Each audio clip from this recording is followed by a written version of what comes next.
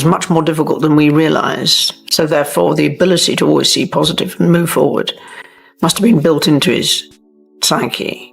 It must have been an incredible challenge to have to deal with. The envelope sat on Princess Anne's desk for 7 minutes before she touched it. Not because she didn't know what it contained, but because opening it would make the decision real.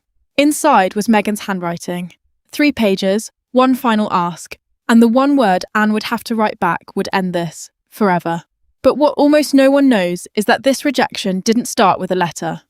It started with a photograph Anne saw 4 months ago that made her physically ill. Subscribe now. You'll want to see how this ends. The photograph wasn't public. It was taken inside a private sitting room at Frogmore, and it showed something the palace thought had been buried. Meghan, smiling beside Harry. Nothing unusual there. Except for one detail Anne's assistant circled in red ink. In the background, on the table, documents. Not random papers. Briefing files with royal crests still visible. Files that were supposed to have been returned years ago. The kind of files that contain security schedules, private health reports, and travel movements. Anne didn't raise her voice when she saw it. She just set the photo down and asked one question. Who else knows? The room went silent, because the answer was worse than the photo itself. 4 months later, the letter arrived. Meghan's assistant had hand-delivered it through a channel the palace didn't even know still existed. A former lady-in-waiting who'd stayed quietly loyal to both sides. The letter didn't beg. It didn't apologise. It did something more dangerous. It asked for forgiveness without accountability. Meghan wrote that she wanted a quiet return to family standing. Not duties, not titles, not the spotlight, just presence. The kind of presence that gets you invited to christenings, weddings, and state balconies. She wrote that the children deserved to know their cousins, that Harry was suffering in silence, that exile had gone on long enough. And then, in the final line, she wrote the sentence that sealed her fate.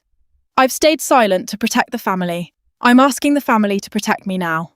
Anne read it twice, then reached for the file she'd kept locked since the Windsor incident.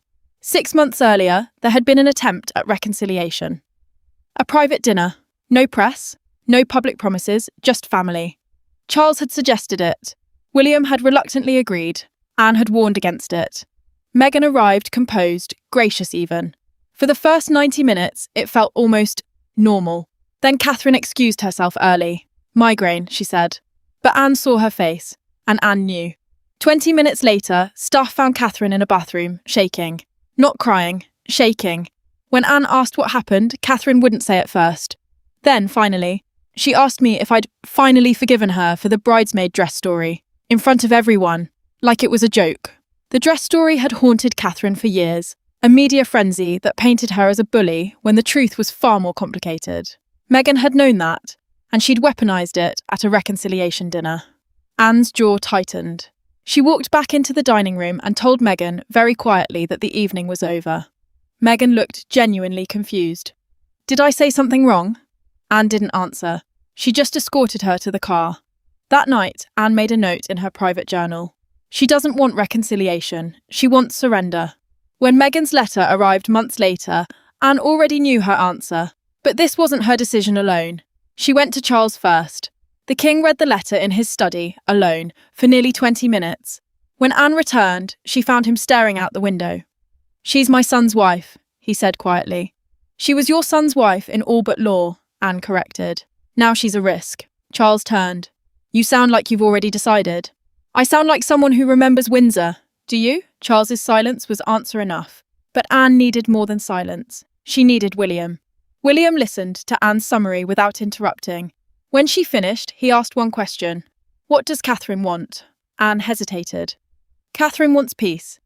That's not what I asked. Anne met his eyes. Catherine wants the door locked. William nodded slowly. Then lock it. But Anne pushed back. This is your brother's wife, William. If you close this door, Harry will never forgive you. William's voice didn't rise, but it turned to ice. Harry made his choice when he allowed her to hurt my wife. Twice. I'm making mine now. He stood. Write the reply. I'll stand behind it. As he reached the door, he paused.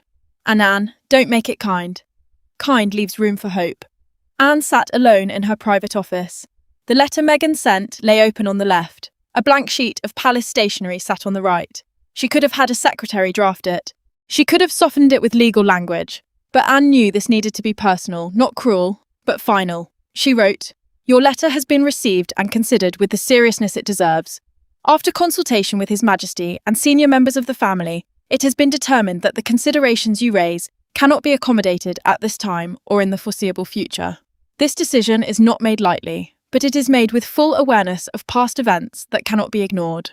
Trust, once broken in the manner it has been, cannot be restored through written request. We wish you and your family well, but separately." Anne signed it, set down the pen. She allowed herself 1 full minute of silence before sealing the envelope. She did not cry, but her hands shook. The reply arrived by courier at Meghan's California home on a Tuesday morning. She opened it, standing in the kitchen, read it once, then sat down. Harry found her 20 minutes later, still holding the letter. What did they say? Meghan handed it to him without speaking. Harry read it, his face drained. Separately. He repeated the word like he didn't understand it. They said separately. Meghan finally spoke. "They're not angry anymore, Harry. That would mean they still care. This is worse." "What's worse than anger?" "Indifference." Harry crumpled the letter, but the words had already done their work. 3 days later, the palace issued a single-sentence statement. "Recent private correspondence has been addressed. The matter is now closed." No details, no explanations, no room for interpretation. The British press went into overdrive. But the most telling reaction came from Buckingham Palace staff. One long-time aide, speaking anonymously, said, "We've been waiting for this for 3 years. It's not celebration, it's exhaustion finally ending." Another said, "Princess Anne did what no one else had the spine to do. She said no, and she meant it." Public opinion split instantly. Some called Anne heartless, others called her a protector, but nobody called her weak. 2 weeks after the letter was sent, Charles summoned Anne to Windsor. They walked the gardens alone. "Do you regret it?" Charles asked. Anne didn't hesitate. "No, Harry will never forgive us. Harry chose his path. We're protecting ours." Charles stopped walking. "I wanted to be the kind of king who forgave." Anne turned to face him. "You are. But forgiveness doesn't mean forgetting, and it doesn't mean letting someone hurt your family twice." Charles looked older suddenly. "I just wanted them all safe." "They are," Anne said quietly. "That's why I did it." Meghan has not responded publicly. Harry has not contacted the family since. The photograph that started it all, still locked in Anne's private files, the documents in the background, never explained. William has made one decision since. He will not allow his children unsupervised contact with Harry's family. Catherine has returned to public duties, visibly lighter. Charles continues to send birthday cards to Harry's children. They are never acknowledged. And Anne?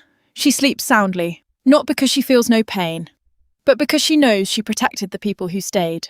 The door Anne closed wasn't just about Meghan. It was about every person who thought proximity to royalty meant immunity from consequence. Anne proved something the monarchy had forgotten. Saying no is not cruelty. Sometimes it's the kindest thing you can do. If this story stunned you, hit like and subscribe, because the ripple effects are just beginning.